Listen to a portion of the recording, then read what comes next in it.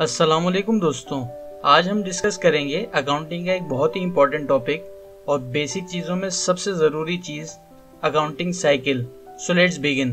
Accounting cycle में 8 step शामिल हैं। सबसे पहला स्टेप है identifying and recording transactions.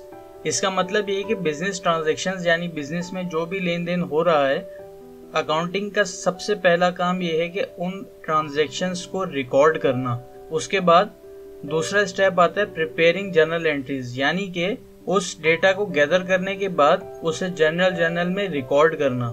Step 3 is posting to the general ledger, यानी कि जर्नल एंट्रीज बनाने के बाद उस पूरे डेटा को पोस्ट करना जनरल लेजर में।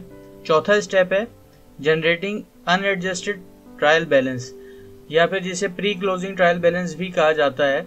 इसका मतलब ये है कि जो आपने एंट्रीज पोस्ट की हैं जनरल लेजर में, अब आप उसको चौथे स्टेप में अकाउंटिंग साइकिल के अनएडजस्टेड ट्रायल बैलेंस में या फिर प्री क्लोजिंग ट्रायल बैलेंस के अंदर रिपोर्ट करेंगे।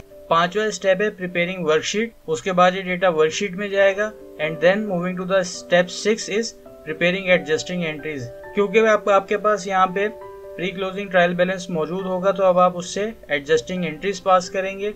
7th स्टेप है कि आप उस डेटा को फाइनेंशियल स्टेटमेंट में यानी इनकम स्टेटमेंट और बैलेंस शीट में ले जाएंगे। और उसके बाद आखिरी स्टेप है क्लोजिंग, यानी कि आप उस पूरे साल की ट्रांजैक्शंस को क्लोज करेंगे। और फिर क्योंकि ये इस साल की क्लोजिंग होगी तो ये दोबारा साइकिल मूव कर जाएगी स्टेप 1 पे, यानी नेक्स्ट ईयर की ओपनिंग बन जाएगी। और इस तरह से हमारा साइकिल कंप्लीट हो जाएगा और दोबारा से साइकिल रिपीट होता जाएगा। Hope you understand the concept. मिलते हैं अगली वीडियो में। Thank you for watching.